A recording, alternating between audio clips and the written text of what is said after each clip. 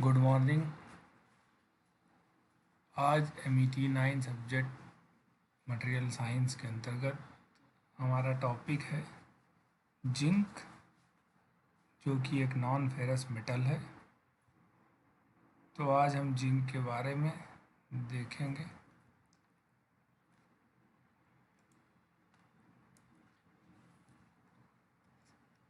Zinc का background. Zinc एक elemental metal है, यानी कि यह आवश्यक धातुओं में से एक धातु है। यह पीरियोडिक टेबल में Zn सिंबल से दिखाया जाता है। इसका एटॉमिक नंबर 30 है और एटॉमिक वेट 65.37। जिंक का मेल्टिंग पॉइंट 420 डिग्री सेंटीग्रेड होता है। Zinc usually grey metallic colour का होता है, लेकिन इसको पॉलिश के द्वारा शाइनी सिल्वर जैसा आभा दी जा सकती है। नेचर में यह केवल केमिकल कंपाउंड के जैसे ही मिलता है, न कि प्योर जिंक के रूप में। और इसका इस्तेमाल कास्टिंग तथा कोटिंग के लिए रॉ मटेरियल के रूप में किया जाता है। रोमन एम्पायर के काल में लोग जिंक को कॉपर के साथ मिलाकर ब्रास नाम की एलॉय बनाते थे, जिसका उपयोग हथियार बनाने में किया जाता था।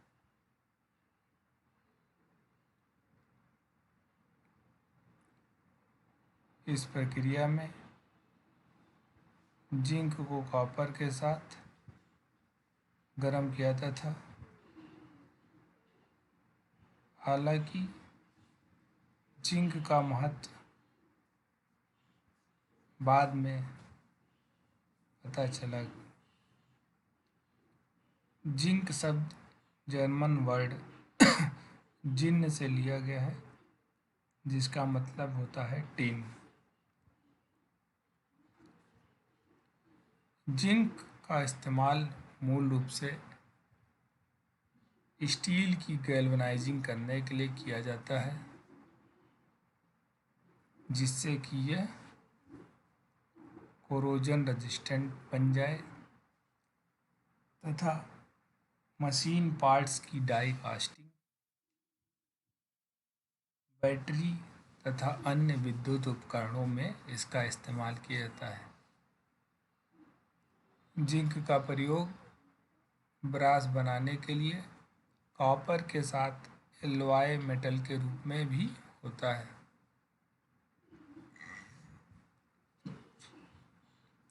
गैल्वेनाइजिंग की प्रक्रिया में स्टील की एक्सपोज्ड सरफेस के ऊपर जिंक की एक पतली लेयर अप्लाई कर दी जाती है, जिससे कि यह कोरोजन रेजिस्टेंट हो जाता है।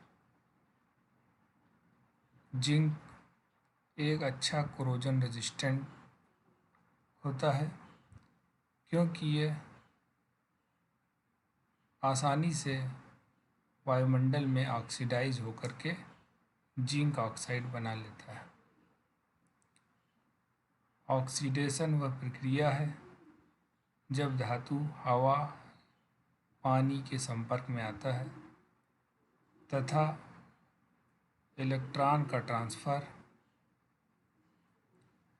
मेटल से ऑक्सीजन की ओर होता है।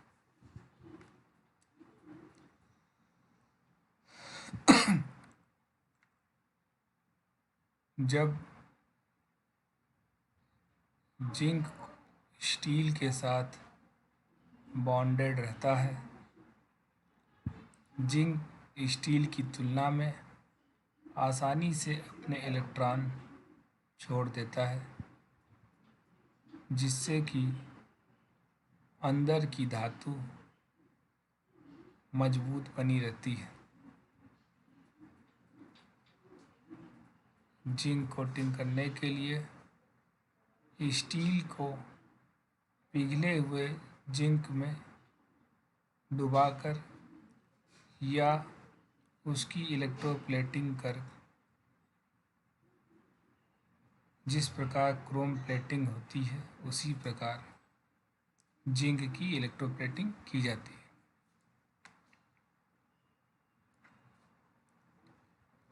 डाई कास्टिंग में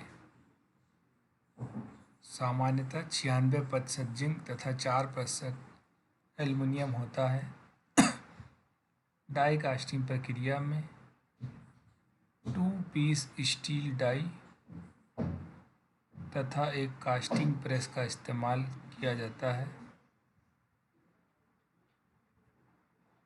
जिसका प्रयोग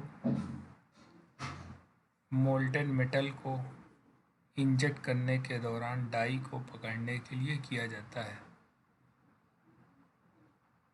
स्टील डाई के अंदर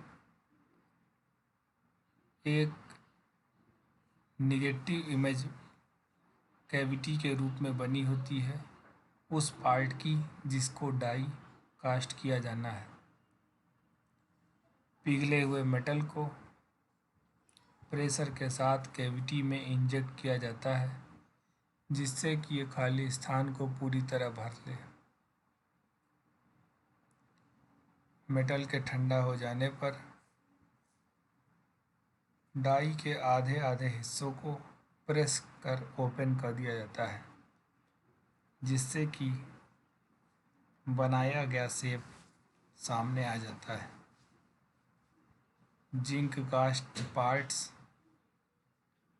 डिजायर्ड शेप के लगभग करीब होते हैं, जिस कारण इनका इस्तेमाल असेंबली में किए जाने से पूर्व बहुत कम मशीनिंग की आवश्यकता पड़ती है।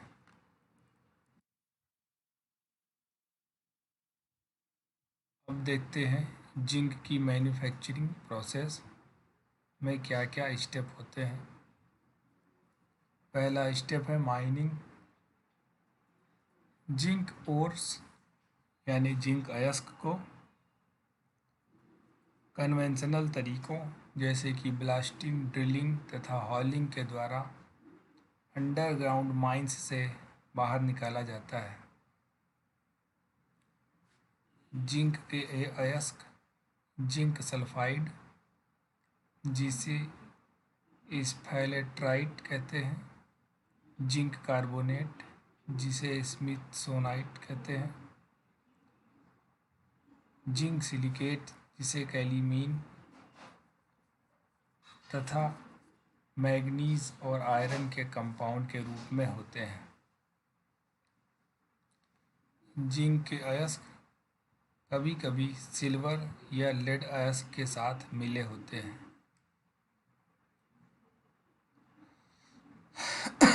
अयस्क के साथ ऑयल, सल्फ्यूरिक एसिड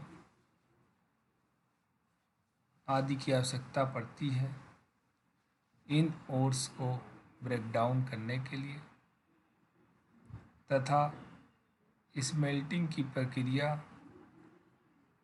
के लिए इलेक्ट्रिसिटी, कोक या नेचुरल गैस का इस्तेमाल किया जाता है।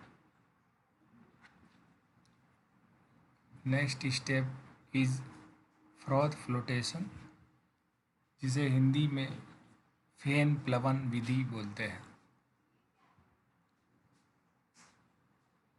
जिंक, कॉपर तथा लेड अयस्क की ही भांति जिंक को प्राप्त करने के लिए फ्रोथ फ्लोटेशन विधि अपनाई जाती है। इस प्रक्रिया में पहले जिंक अयस्क को बारीक पीसकर फाइन पाउडर बनाया जाता है, जिसे बाद में पानी, पाइन ऑयल तथा फ्लोटेशन केमिकल के साथ मिलाकर और इसे तेजी से हिलाकर जिंक को मिक्सचर के सतह पर फ्लोट कराया जाता है।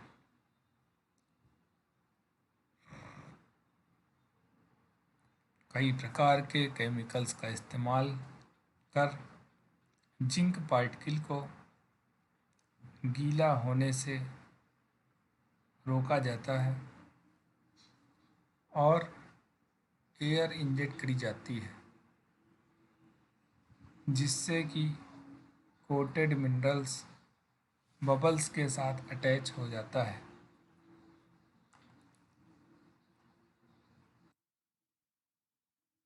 यह प्रक्रिया एक वेट के अंतर्गत करी जाती है तथा एजिटेशन के लिए इम्पेलर का इस्तेमाल किया जाता है। घूमता हुआ इम्पेलर एयर को खींचता है तथा पूरे मिक्सचर में फैला देता है। इस मिक्सचर को पल्प भी कहते हैं। इस प्रक्रिया के द्वारा जिंक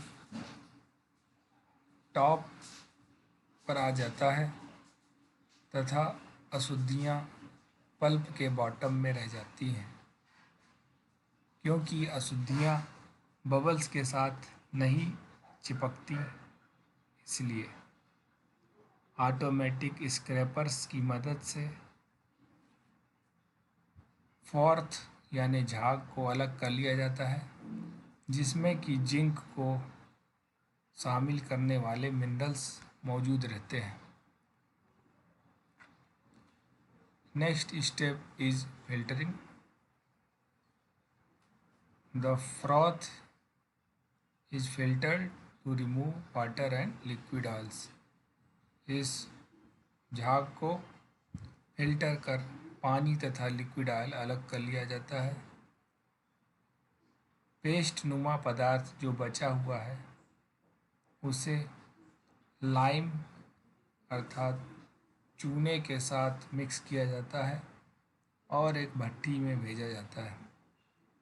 यह भट्टी इस मिक्सचर को 1371 डिग्री सेंटीग्रेड पर गर्म करती है, जिसके द्वारा मिनरल फ्यूज होकर अर्थात पिघल कर सॉलिड चंक्स अर्थात रोड़ियों के रूप में बन जाता है, जिसे सिंटर कहते हैं। एट दिस पॉइंट, इस स्थिति में material has been completely converted into zinc oxide. पूरा जिंक ऑक्साइड में कन्वर्ट हो चुका रहता है।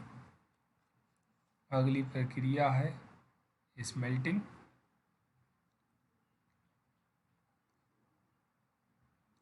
Next reduction process use a blast furnace to melt the prepared ore into elemental color.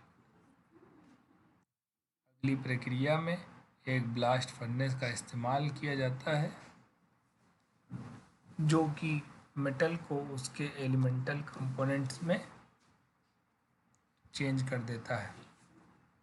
Blast furnace को इलेक्ट्रिसिटी, कोक यानी ज्वलनशील गैस या नेचुरल गैस का इस्तेमाल करके गर्म रखा जाता है, जो कि 1204 डिग्री सेंटीग्रेड का ताप उत्पन्न करती है। इस प्रक्रिया में कार्बन डाइऑक्साइड भी उत्पन्न होता है, जो कि जिंक के साथ रिकम्बाइन होकर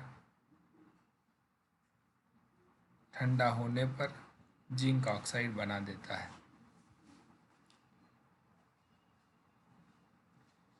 टू रिड्यूस दिस रिफॉर्मेशन, इस प्रकार से पुनः जिंक ऑक्साइड के निर्माण को रोकने के लिए zinc is spread with molten lead while it is still hot. गर्म अवस्था में जिंक के ऊपर मोल्टेन लेड की लेयर डाली जाती है। The lead at 550 degree dissolve the zinc and carries it to another chamber where it is cooled to 440 degree centigrade। 550 degree centigrade के तापमान पर लेड अपने साथ जिंक को डिजॉल्व कर लेता है, जिसे एक अलग चैम्बर में ले जाया जाता है, जहाँ पर इसे 440 डिग्री सेंटीग्रेड तक ठंडा किया जाता है। इस टेम्परेचर पर हल्का जिंक लेड से अलग हो जाता है, जिसे ड्रेन ऑफ कर लिया जाता है। लेड को पुनः गर्म कर ब्लास्ट फर्नेस में रिटर्न बैक कर लिया जाता है।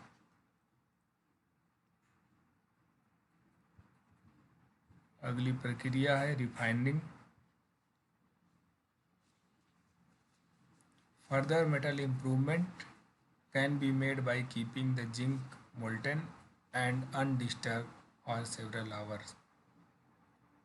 अर्थात जिंक की क्वालिटी में सुधार के लिए पिघले हुए जिंक को कई घंटों तक बिना डिस्टर्ब किए छोड़ दिया जाता है। In this state, iron and other contaminants settle down, allowing the most pure zinc to carefully drawn off the top. ऐसा करने पर आयरन तथा अन्य अशुद्धियाँ तली में बैठ जाती हैं तथा ऊपर की सरफेस पे लगभग शुद्ध जिंक प्राप्त हो जाता है, जिसे अलग करके इनगॉट्स के रूप में बना लिया जाता है। एल्वाइंग। जिंक का इस्तेमाल एल्वाइंग के लिए किया जाता है। Most zinc is alloyed with other metal before use to improve properties.